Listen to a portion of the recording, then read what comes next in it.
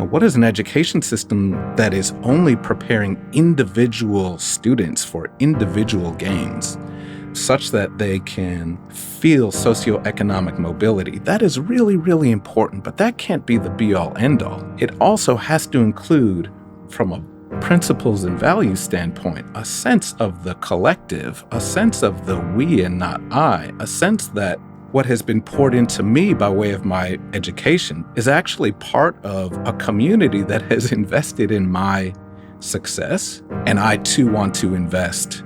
I too want to give back. Welcome to Giving Done Right. I'm Grace Nicolette. And I'm Phil Buchanan.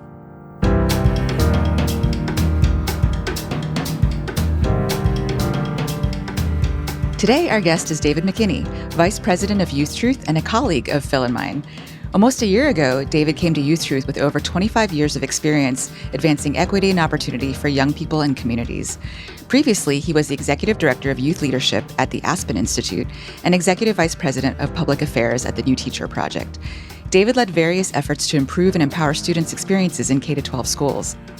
David, we're so glad you're at CEP and at YouthTruth, and thanks so much for joining us today. Welcome. Thank you so much, Grace. It's great to be with you all. David, great to see you and to have this opportunity to chat. And because Grace and I work closely with you, we know that you're a smart, talented guy who could be doing any number of things in your life and with your career, but you've really spent the bulk of your career focused on young people. Why? The short answer is because I hadn't always felt smart and talented. I was a young person, Phil and Grace, and we've had some of this conversation. I was a young person who never quite felt a sense of myself, a sense of my voice, a sense of agency. It took me a long time to kind of come into my own, and a lot of that after finding some success and reflecting and getting access to mentors and people who helped me find my way, a lot of that had to do with the places where I was intentionally welcomed in school, in community, through extracurriculars as a young person, but also some of the places where I wasn't, some of the places where I would say unconsciously I was not welcomed, and in some cases quite consciously and intentionally, largely because of race and racism, was told that I wasn't a part of what was going on either in school or in my neighborhood or in some of the other places, that played a role in helping me come of age. So, I have tried throughout my career to pursue a sense of vocation that wasn't just about giving back and being altruistic, although that is the case for me, but it's also recognizing that our systems can do a better job of supporting all young people, irrespective of their backgrounds, irrespective of where they come from, irrespective of their zip codes and life circumstances, none of which, by the way, they asked for, they were born into. Right. So yes, altruism, but also, in many ways, despite, and boy, you say 25 years and that really ages me, Grace.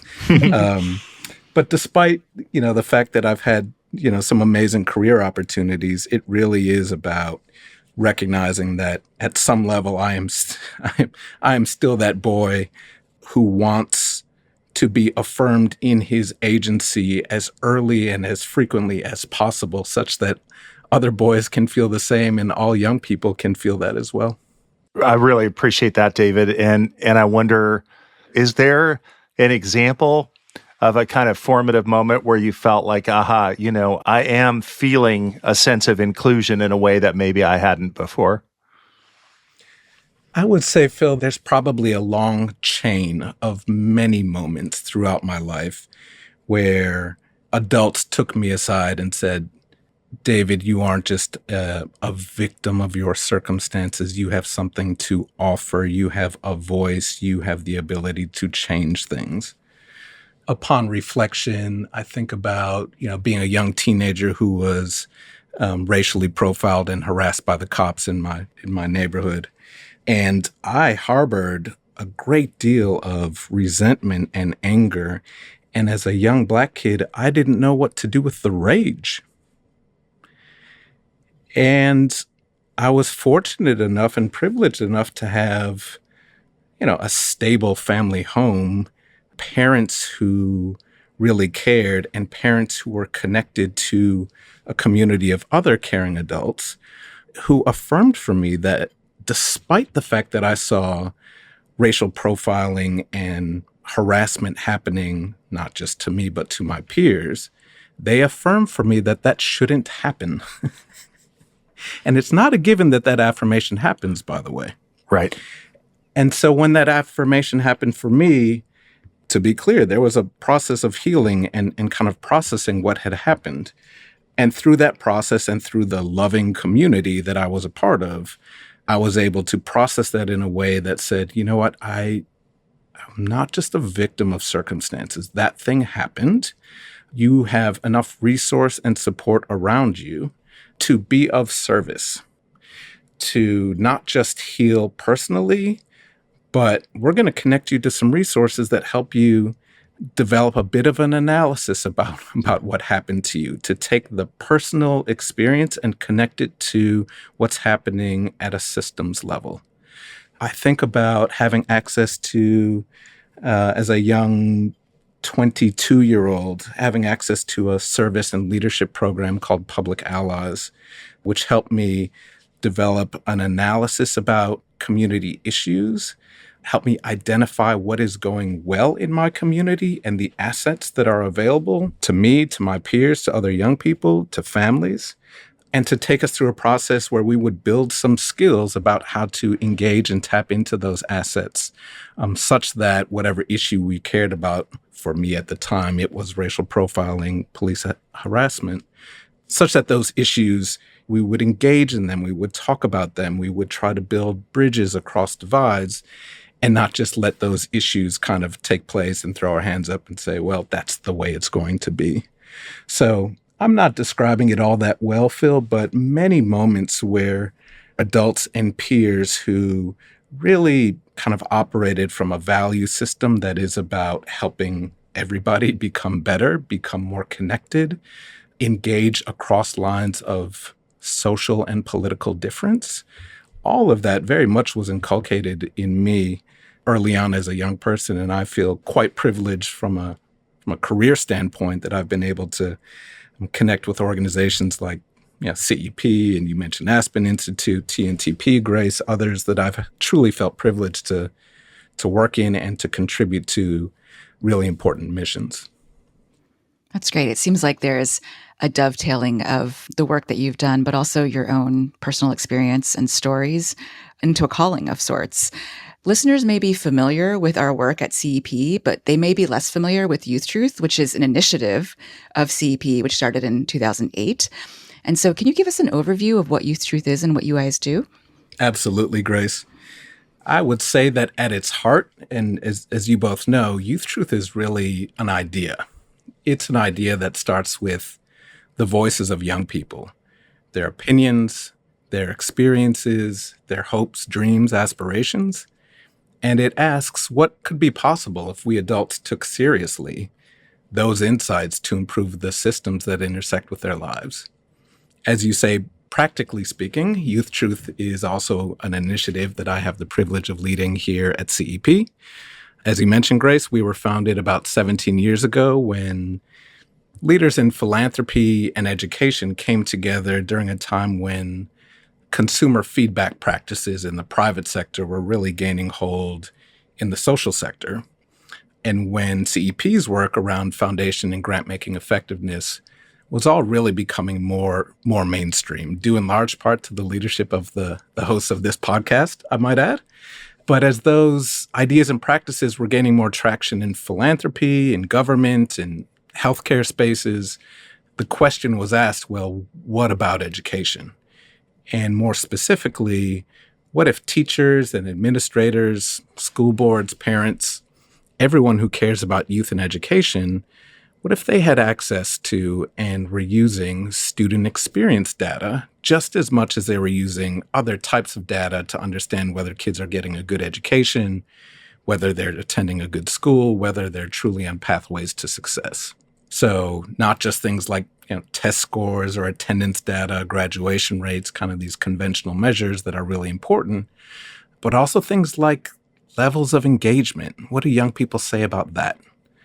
What do they say about the level of academic challenge that they have access to, the quality of their relationships in school?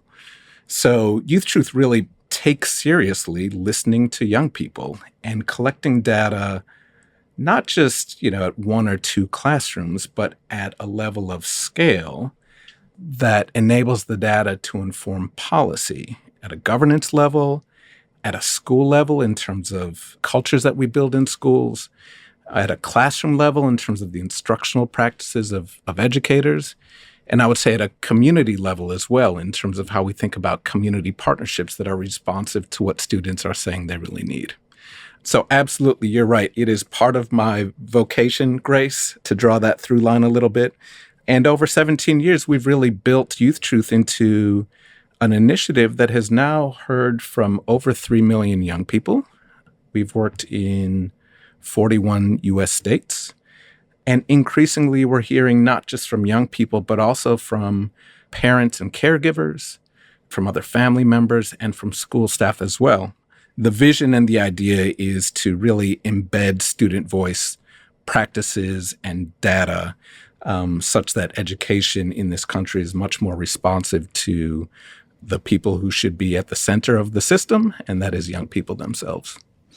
And specifically, how do you do that? It's with surveys, but is it just surveys? Yeah, the process starts with administering a third-party validated survey instrument that young people take up in their schools. But it just starts there. We then partner with principals, teachers, district leaders, and young people themselves to work with the data, to analyze the results, to figure out what's meaningful in their local context, to set some goals and targets, and then implementing strategies to make measurable improvements. And I should say along that way, when it really works, the engagement of those various groups, young people themselves, community partners, teachers, school leaders, district administrators, all of that deepens such that it's not just a one-off survey, kind of this transactional thing, but it really becomes a process of incorporating and inculcating youth voice data into how we make everyday decisions in schools and in districts. I love how there is that involvement piece. Like, I imagine that educators also just love the opportunity that students can have to work with survey data and to present trends and themes to their classmates and to their teachers. So I love that part about what YouthTruth does. When we were trying to get support for YouthTruth, even the idea that you would listen systematically in this way to young people was it wasn't really received all that well. I've told this story before, hopefully not on this podcast, of being in a meeting with a CEO of a big foundation that eventually funded YouthTruth, which I'm very grateful for. But at the time, the particular CEO of this foundation was super skeptical. And Valerie Threlfall, who was the first leader of YouthTruth, and I think Faye Twersky, who helped conceive of YouthTruth, who's now at the Blank Family Foundation, may have been in the room as well. And we're making the case, but student perceptions really matter. And this is in the era when, everyone's obsessing about test scores and graduation rates and test scores. And the CEO of this foundation says, well, I believe that student perceptions are orthogonal to impact. And I was like, what does orthogonal mean? And so I'm Googling it under the table, and I'm like, oh, crap. It means statistically independent, unrelated. He's saying it doesn't matter to the things that he cares about. And not only did that annoy me because I thought, of course, how students are experiencing their schools matters just because it matters, because their experience matters. But also, I believe that there probably was a connection, to these other outcomes. And over time, through research that we commissioned, but also through research that others have done, it's become well established that there is a link between how young people feel and how they're experiencing their schools, and of course there is, and then how they do academically. But I just tell that story to say, there was actually like a fair amount of hostility to the concept in the early days among some of the sort of establishment education funders, which I'm not trying to like say, we were right, but we were right. And it's so nice to see now that we're in a somewhat different context in which there's more appreciation. Although now I worry there's a bit of a backlash and we're going backward again on the idea of people caring about what young people think. Well, isn't there like studies that show that students actually have a really good sense of whether or not their curriculum is serving them, whether or not they're safe in school, like all of that? I mean, it's so interesting because I feel like the evidence seems to really bear it out. Absolutely. And sorry for the pause. I was just writing down the word orthogonal. But yeah, so there is now a whole body of research that says that student perception data actually matters to student outcomes, student engagement, and whether they feel like it's worth it matters as well. And so if you ask them whether it's worth it, it sends quite an important and positive and affirming signal that you, student, are not some bystander in your education process. We expect you to be engaged. We want you to be engaged. We invite you to be engaged. So sending that message is really, really important. Now, listen, there have been education debates, and there's still those out there who would say, no, young people actually should be bystanders. The goal, the purpose of education is simply to get through the coursework, achieve the metrics and the benchmarks, get the good grades, graduate, and then pursue a fairly individualistic life of socioeconomic growth and mobility and prosperity. That movement has been alive in this country, and we certainly won't do any victory laps in terms of the body of research that is about student perception data and the effectiveness of that. We certainly won't do any victory laps when we look at the state of democracy. And so there's very much an important and alive conversation about repurposing or coming back to a purposing of education that has to uphold democracy, the collective, and not just schooling for individual gains. And so I think very much about student data, student perception data, those practices that really invite, collect data, make meaning, close the feedback loop, apply the data in terms of change strategies and an increasing opportunity in ways that are connected to helping young people find themselves in an institution that is their school or their district, or dare I say their community. So I feel passionately it can't just be about, or maybe I'll phrase it this way, Phil and Grace, what is an education system that is only preparing individual students for individual gains such that they can feel socioeconomic mobility? That is really, really important, but that can't be the be-all, end-all. It also has to include, from a principles and values standpoint, a sense of the collective, a sense of the we and not I, a sense that what has been poured into me by way of my education, public, private, or otherwise, is actually part of a community that has invested in my success. And I too want to invest. I too want to give back. I too want to be a part of my community. I too want to contribute to democracy in some kind of whole that is greater than just the sum of our individual parts. So, David, what you just talked about makes me think of the work you're doing about civic engagement and schools as civic spaces, where I guess you're looking across our aggregate data set. Can you say a little bit about what that project is? Yeah, well, one of the things that actually really attracted me to CEP and YouthTruth was the research that YouthTruth published in late summer, early fall of 2024, preceding our most recent presidential election, around who feels civically empowered in schools. We called it the Civic Empowerment Report. And we were specifically looking at what young people had to say about the extent to which school did or did not facilitate and develop civic dispositions, civic skills, and civic actions.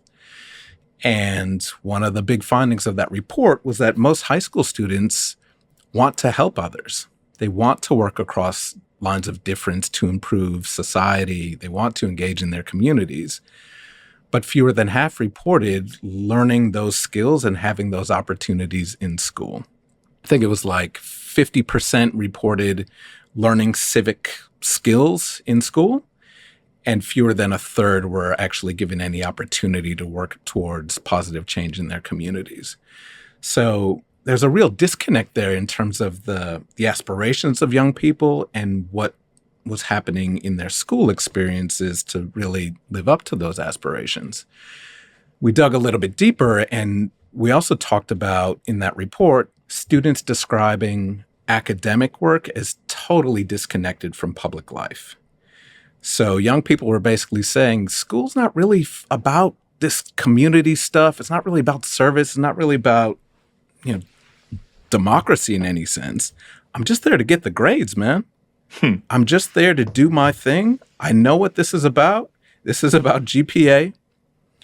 Yeah, I care about extracurriculars, and in some places, I find a deeper sense of meaning through sports or art or whatever it might be. But there was a real disconnect between academic experience and how young people perceive that, and then civic experience, community engagement, practicing democracy. And I count myself amongst folks who have come to a real reckoning and realization about this. In so many ways, we thought we had, through intentional diversity practices, equity work, inclusion work, almost fostered a sense of, now if we can just get the socioeconomic piece right, if we can just get the economic mobility stuff right and focus there, the democracy stuff will follow.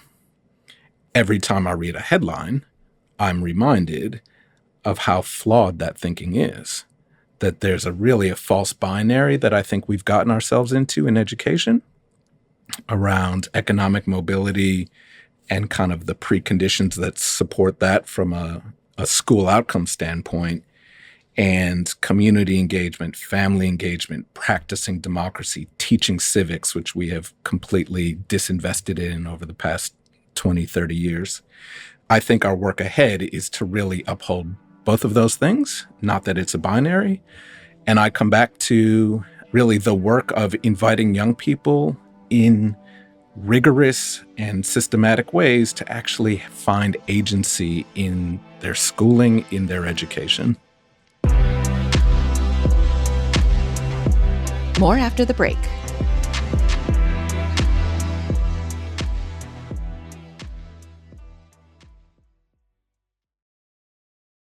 David, I'm wondering, can you share some examples of how schools or districts that have worked with YouthTruth have used the information to make change?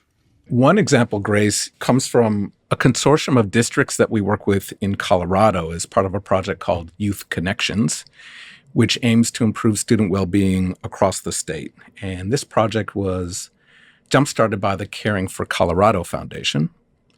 One of the districts in the initiative, Rural Systems, surveyed with us and found that their ninth graders were showing a disproportionately lower sense of belonging than other students.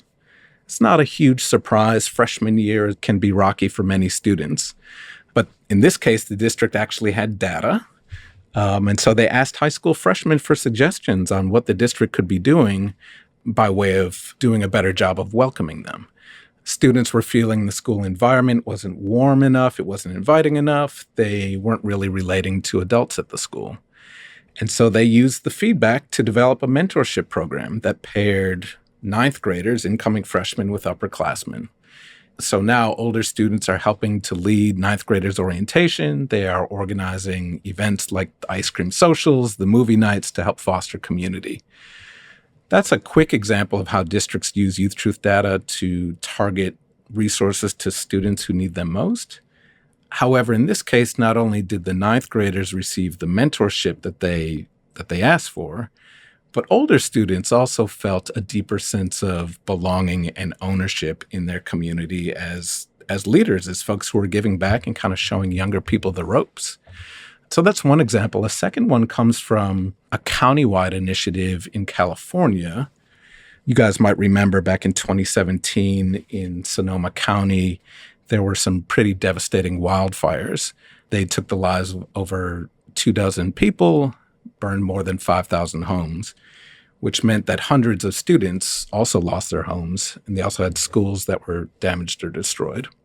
As part of the rebuilding process, leaders there wanted to understand how those experiences were affecting students. And so local community foundation, the Community Foundation of Sonoma County, which was at the time really at the forefront of the disaster response, stepped up to help the county begin collecting data from young people.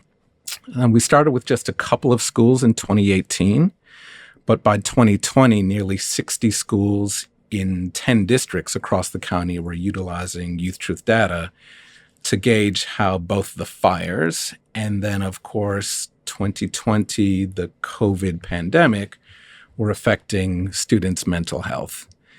And that data really gave county-level leaders and school district leaders valuable insight about the schools where students were struggling the most. Mental health was a dominant theme coming out of that data. And so county teams visited campuses where students were reporting higher rates of depression, of stress and anxiety, and it helped the county identify schools that would benefit from additional support. This example I really love because that data has become so valuable, not just to the county and to the districts, but to community partners as well. So the county began a partnership with Kaiser Permanente, which used the data to gain a better understanding of youth mental health in the county, and it began informing their youth counseling and mental health staffing strategies. They also began issuing wellness grants to schools, giving students a chance to participate in specialized learning that incorporated mental health and wellness strategies, and really provided a space for young people to talk, to be open with each other about depression and anxiety. And maybe the last thing I'll say about this example, our colleagues at Sonoma County Office of Education were also telling us that there began to emerge kind of bit of a stereotype or presumption about young people during that time. Again, they had just come out of devastating wildfires.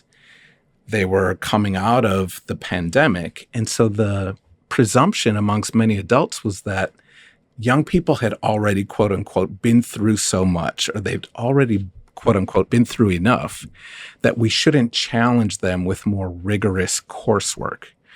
And so what they found in the data was that really the opposite was true.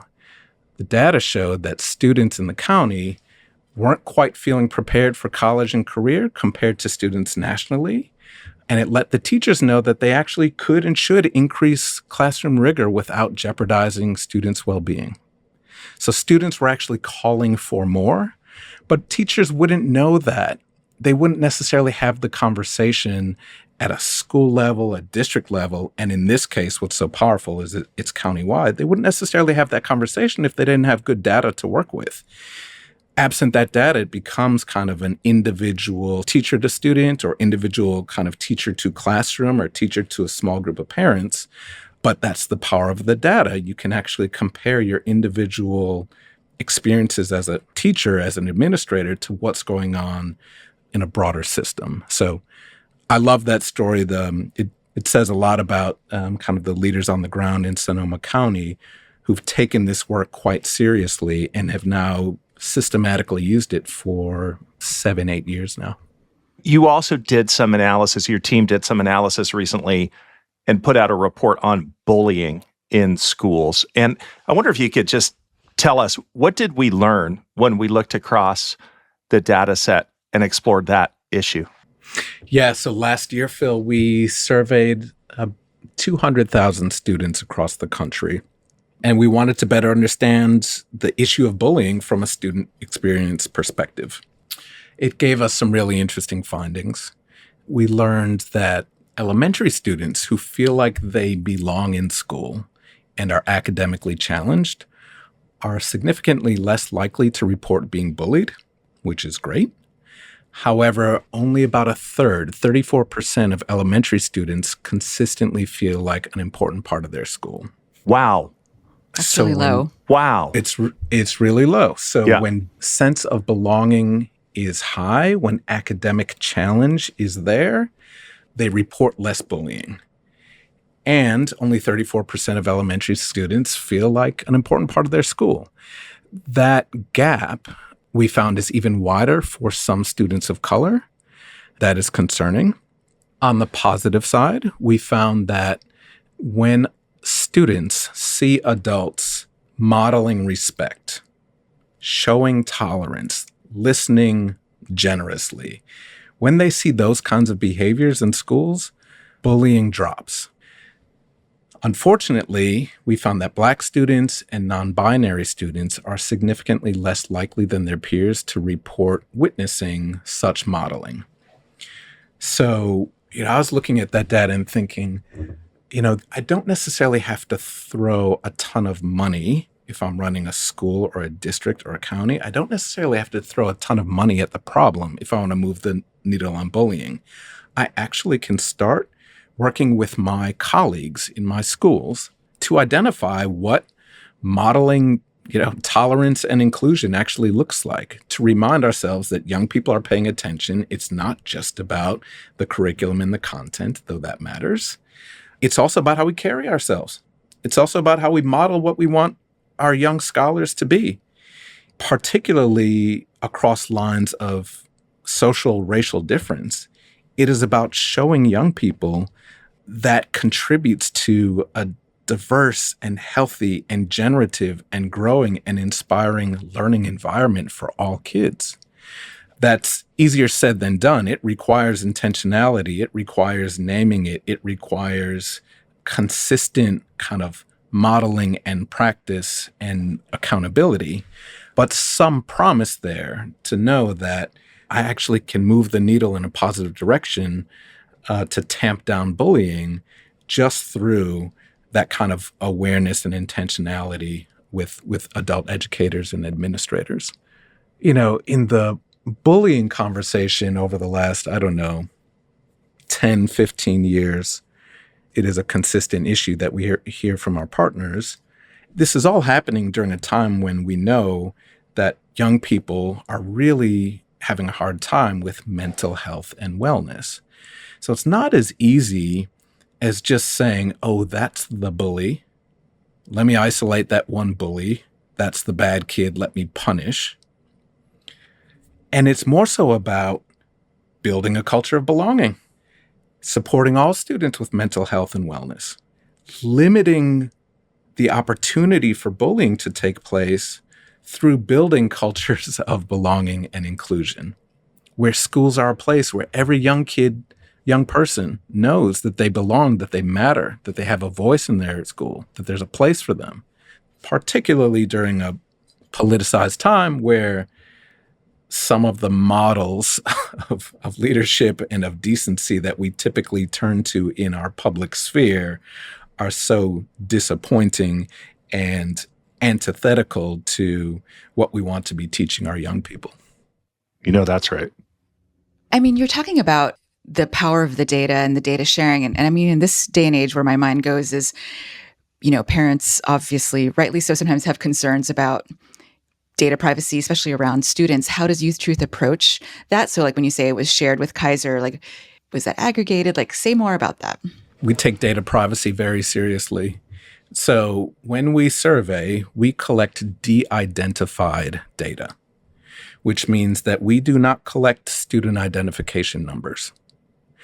It also means that the data we collect, that we synthesize, that we turn back to our school, district, county partners cannot be tracked to individual respondents.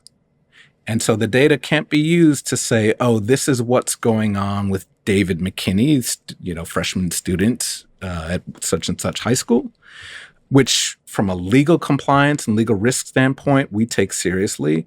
But also in this day and age with AI and large language models and other providers, who may not de-identify data. We're proud of the fact that we know that we are keeping students safe and protecting their data, their family's data, because it's de-identified and can't be tracked back to student identification numbers. And it's happening within a mission-driven nonprofit. You're not trying to return a profit to shareholders, which differentiates you also from some others in the space. Totally. Can I just say for a second, this public school system that my kids are in, we use a competitor to YouthTruth, which is, like a venture-backed for-profit player in this space. And I have to say, it makes me nervous. I think that the way that we approach it, being a nonprofit and everything is, and also just the thoughtfulness of our policies and procedures. Anyway, That's my soapbox. No, we take it seriously. As you guys know, we want schooling and everything that goes into administering schools, running schools, to be more human, to be more responsive to what young people need. And so it makes me nervous as well to know that, there are product and profit-driven entities out there who just are so hyper technocratic in driving their business models. Not to say that there isn't some value, but they're so technocratic that they really give short shrift to data privacy, and they give short shrift to actually working with school, community, district leaders around how to improve other aspects of what students are or are not getting in terms of their schooling. Moving from trashing our for-profit competitors, which I always enjoy, to the broader message here. And it's broader just than education, but let's just talk about K-12 education is like the hill that a lot of donors have died on, right? Like so many individual donors, big foundations have said, we're going to fix the American public education system, and then have devised, often in conference rooms with consultants who just got pulled off the case working with the oil and gas industry or something, and are now hanging out doing their discounted work for the foundation or the K-12 school, right? They're devising the plan. This is going to be the fix. And, no better documentation of this sort of phenomenon, I think, exists than Dale Rusikoff's 2015 book, The Prize, which is about the effort in Newark. Mark Zuckerberg announced it on Oprah Winfrey's show, $100 million. And it was going to be the model. They were going to fix it. Everybody was going to emulate it. And there's some disagreement about the degree to which the Newark schools may actually have improved somewhat. But I think we can all agree it didn't pan out in the way that was hoped. And there's so many examples like that. There's been struggles at the Gates Foundation, Annenberg years ago. And you just wonder, it's probably overly simplistic to say that the reason all of these things have failed is that they've been too top-down and they haven't listened enough to young people and to families and to teachers and to those, closest to the issues. But also, it's probably legitimately part of the reason that it has failed. And it's part of the reason a lot of well-intentioned philanthropic efforts fail, is because they're too top-down and they don't listen enough to the people, or listen closely enough or well enough to the people that are the intended beneficiaries of the work. It raises the question of what happens when you do listen. What happens after you listen? Yeah. Is that an episodic thing? We listened in February, we're moving on in March? Or is that a systematic thing? That we listen, we're thus going to hold ourselves accountable, we're going to set goals and targets, we're going to report on how well we did, we're going to be vulnerable enough to say the places where we missed the mark. And over what period of time can you sustain that?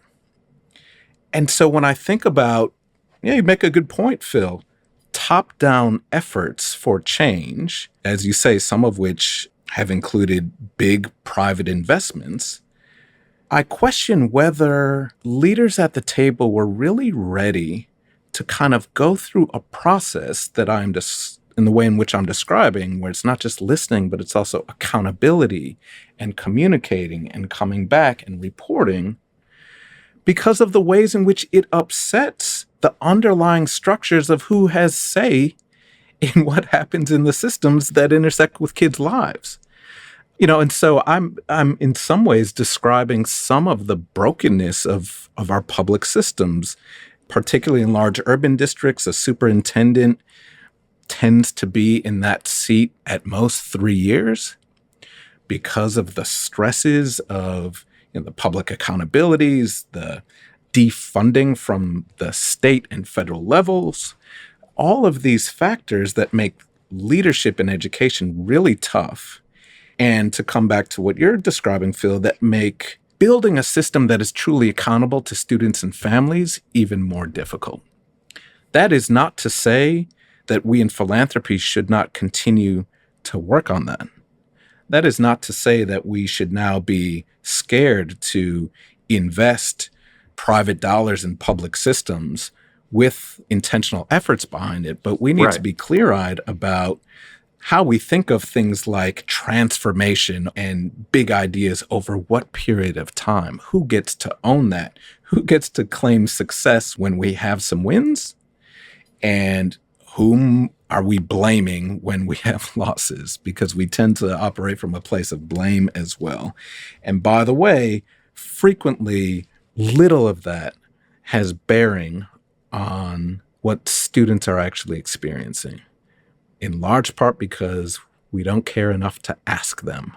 Those investments that we make don't put young people at the center, particularly when, as you described, some of the education reform efforts over the last 30 years, we've focused on choice, and we focused on standards, and we focused on teacher development and innovative models. All of those things are important, but few of them are actually informed by what kids have to say. And every time I, kind of stand up on the soapbox and kind of chant this mantra, it feels a little absurd. And it sounds so simple in these conversations, but I really believe it to be true. We in education, we haven't invested enough. We still don't take it seriously enough. We act like we don't care enough about young people, or maybe we don't have high enough expectations of young people, particularly young people who come from poor families, students of color. We don't believe that their ideas are material enough to inform what it takes to get better systems and better schools. So as I think about the future, it is those kinds of processes and that kind of caring that we are going to need to double down on, and we're going to need to operate with some urgency around, because young people are inheriting a situation that we are not doing a great job of preparing them for. They are inheriting a set of social and economic challenges that are going to require more investment than what was invested in us when we were young. So now is the time to really get over ourselves in terms of whether it's a good idea to ask kids what they think, whether it's a good idea to really engage them meaningfully and authentically and systematically and repeatedly over time, given the urgency of some of the social and economic issues that we face. David, I think your vision is just very compelling, and it strikes me that I want to ask, how do donors get in touch with you if they want to understand how they can better support students during this time? If they want to support YouthTruth, either through giving or connecting them with a school district or private charter network that they're involved with, what's the best way to get connected? I would encourage anyone just to shoot me an email at david.mckinney@youthtruth.org. I'm just an email away. Would love to have a conversation with anyone who's interested in not just supporting us, but supporting an array of kind of sister organizations, student voice group, youth voice practitioners in our space, who all are doing amazing work, and I think feel just as passionately as I do and as we do at YouthTruth, that we can't treat young people as, secondary bystanders.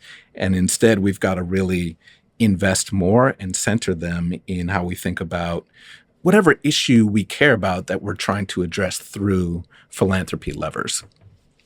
David, to close, we want to ask you, in 10 years, what do you hope the landscape of public education will look like in terms of how young people are engaged with and listened to? That's a great question. I really appreciate it, Grace. It will always be the job of adult professionals to administer and run schools and public systems. The question is, what kind of voice do we want to give to the consumer? And pardon me for utilizing the kind of the private sector language. What kind of voice do we want to give to the learner?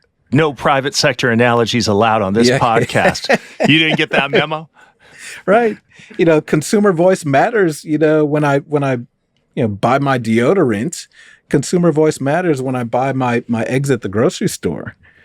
But we need to make sure that voice matters when it comes to young people telling us what they want and what they need. I'm reminded that just from a socioeconomic standpoint, the jobs that will exist, 10, 20 years from now, available to young people, don't exist today.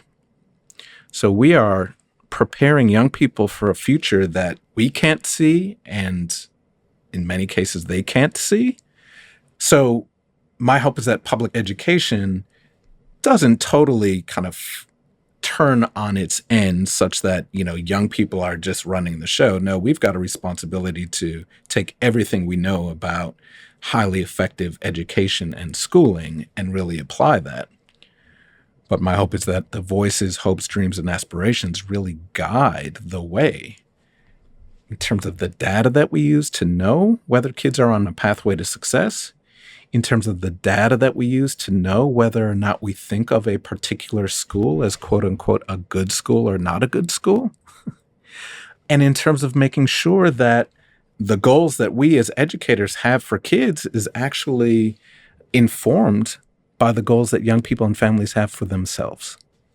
And to be clear, they have goals, hopes, dreams, and aspirations for themselves. There's a whole lot of stereotype and bias associated with, whether we think a particular kid, based on whatever biases we might have about them, actually has a hope or a dream or aspiration. The problem isn't with them. It's that we don't ask enough, we frequently aren't patient enough, and we aren't systematic enough to ask the question of all of our learners, all of our young people. Yeah, we've all got hopes and dreams, everybody.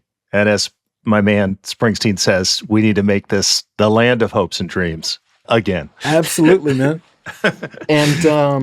And we need all of those hopes and dreams to be kind of on the table. We need for people to feel like they can express them. We need for people to feel like that someone else has heard them and wants to support them and wants to provide some opportunity to make it happen. They shouldn't just be kind of our individual, private, this is how I'm going to get ahead. We're here to help each other. That's a great place to end. David, this has been a great conversation. Thanks so much for joining us. This has been my pleasure, the highlight of my week. Thank you so much for giving me the time and the space, and really have enjoyed this conversation. Super great to talk to you, David.